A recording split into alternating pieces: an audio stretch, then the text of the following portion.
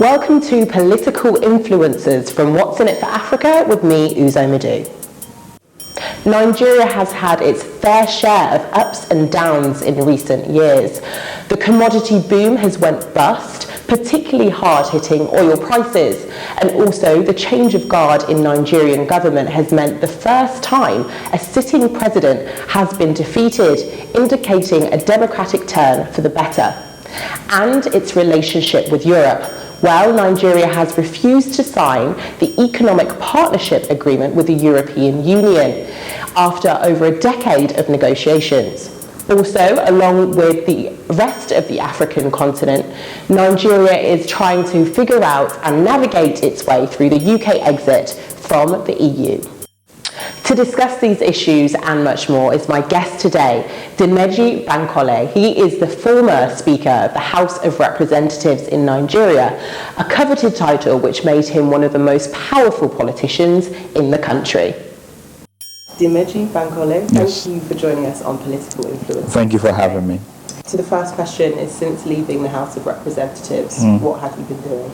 Well, I went back to what I was doing before getting to the House of Representatives, which is running a family business. Went back to that, and that's been good so far. And amongst other things, got into some community work with schools and philanthropist work with churches and religious entities to keep our community together, given the consequences of increased poverty through inequality in places like Africa. People tend to go on ethnicity and religious background to cause problems for each other. So I got involved to make sure we have peace in my community, at the same time looking to employ as many people as possible in the family business and moving things forward. So talking about current politics in Nigeria, the president of Nigeria, Muhammadu Buhari, has said he has inherited no legacy in terms of infrastructure, power and security from the political party that you served in, the People's Democratic Party, who governed the country for some 16 years. So my question is, do you feel your political party had left a legacy, and what was it? Of course, my political party left a legacy, but the fact is that there are some things that we did not do right as well. So President Buhari has been voted into power now. I think he should concentrate on getting things done instead of spending too much time referring to things that precisely went wrong, and that's precisely why he was brought in. And so what specifically would you say your contribution was to the legacy, given that you were in a position which was essentially one of the most influential in the country? First, you must also realize that I left government 4 years before my government was voted out. So I wasn't part of the last administration. I believe 70% of my time was spent with the Yardra government, and remaining 30% with the Goodluck government.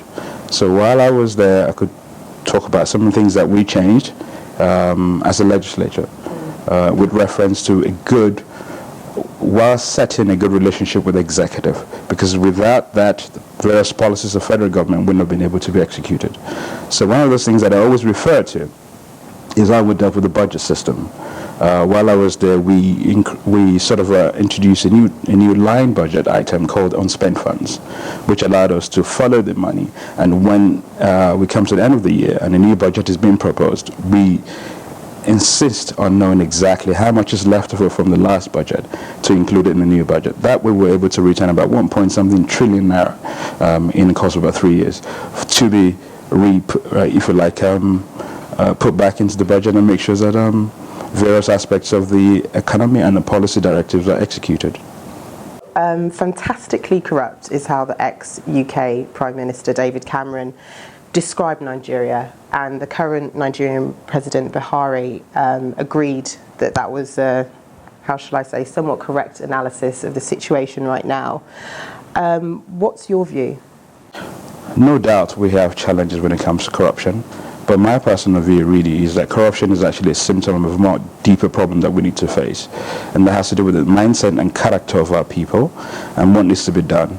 You must also realize that the Nigerian people have been somewhat brutalized over the last 30 years, and we tend to refer back to ethnicity and religious disagreements, notions of traditional grazing rights, all sorts of things tend to set us against each other, and all this become more pronounced because of the inequality that persists and the poverty levels. Various governments have tried to solve the problem.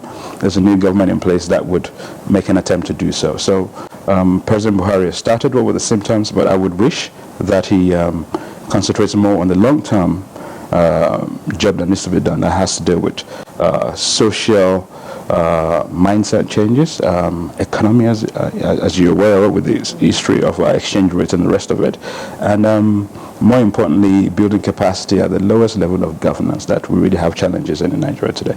Okay. And I won't spend too long on the corruption issue because, yeah, it's kind of long drawn out, especially when we talk about Nigeria and Africa in general. But you personally were cleared of fraud charges related to securing a 10 billion naira loan, which was shared out among senior figures in Parliament as a pay rise. Now, like I said, you were cleared because even though the debt was being taken on at the expense of the Nigerian state, no laws existed against this practice. And you have explained that you did not personally benefit. But in your view, does that make the activity acceptable? Well, it depends on the narrative that you're looking at. First, the budget was never increased for the National Assembly. And secondly, salaries were never increased for members of the National Assembly. We do not have the right to do so. There are laws of the land that make sure that takes care of that stuff. What the National Assembly did was a resolution in the House passed to change funds that were allocated to different subjects within the budget of the House.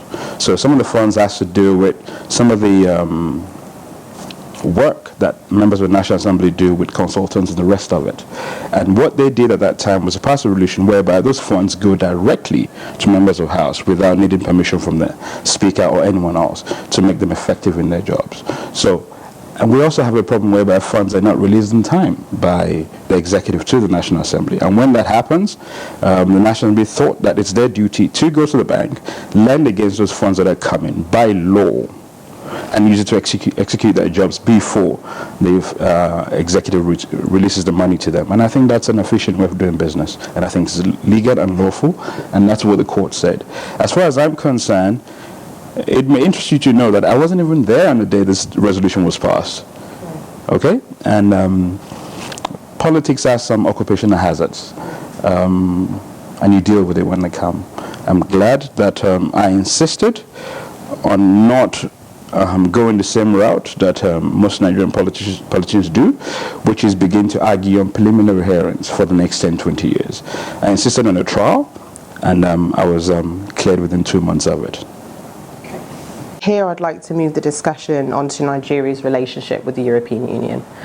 What's in it for Africa is really focused on this type of relationship. So Nigeria has refused to sign the economic partnership agreement between the West African regional bloc, ECOWAS, of which it is a member, and the European Union, mainly because of concerns about Nigeria's manufacturing industry not being ready to compete with European products, which will gain preferential access to the West African market. So do you think these are legitimate concerns, and do you think that Nigeria should sign the economic partnership agreement?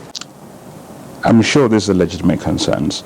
I do not think that the Nigerian Foreign Ministry or manufacturing industry that has claimed that if we do sign this partnership agreement, the Nigerian manufacturing industry will lose about $1.3 trillion of possible business. I don't think they just made that up. You also know that we also went through a sort of deindustrialization, with companies shutting down because of exchange rate differences for raw materials, because of lack of power to generate their companies and the rest of it. So yes, it's about time we start thinking strategically to make sure we don't get ourselves involved with agreements that would not be the best for our companies back home, so that we can employ as many people as possible given the level of youth employment in our nation. So should Nigeria sign, yes or no? I'm sure you would advise the Nigerian government and the manufacturing lobby that if this is not going to lead to increased employment in Nigeria, there's no point getting ourselves involved in that. But it's not up to me to decide for them. But I'm sure they will do their research and decide what's best for Nigeria. And we're sat here in London, the centre of UK political power, a political power which is facing years of discussions around how the UK will leave the European Union. And you have written that you are hopeful that a stronger, more outward-looking Britain can emerge. Can I ask why you're so hopeful? Well, for a start, there are about 400,000 Nigerians living in Britain. It's in our interest in Nigeria to take advantage of this incredible number in diaspora.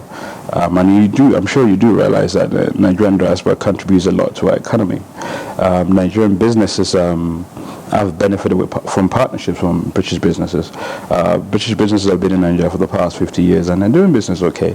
And anything that will promote foreign trade, increase trade amongst the two countries would be something that I would, of course, support. And that's why I'm taking that view that you've just mentioned. And you mentioned in your piece on Brexit about, kind of going back to the Commonwealth model in terms of relationships between some African countries and the UK.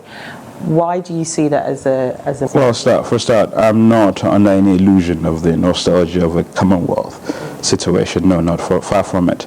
Neither do I think the British should think like that either. However, given the Brexit situation, it gives us an opportunity to begin to look at our trade agreements and see what we can do better between both countries.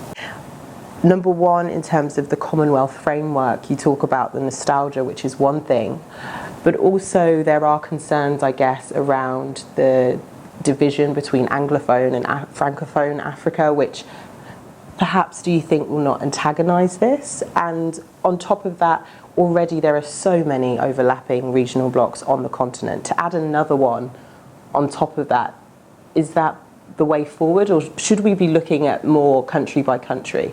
Well, again, I repeat to you that my intention is not to promote a nostalgic illusion about the Commonwealth. No, far from it. Right now, I'm more interested in whatever business Nigerian businessmen can do, Nigerian business entities can do with the UK, given the opportunities that Brexit can give to us. Okay, brilliant.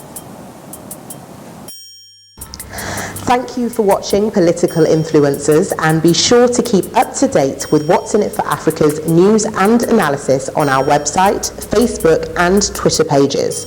Remember to subscribe to our YouTube channel and check us out on Afroland TV and Quick TV Africa.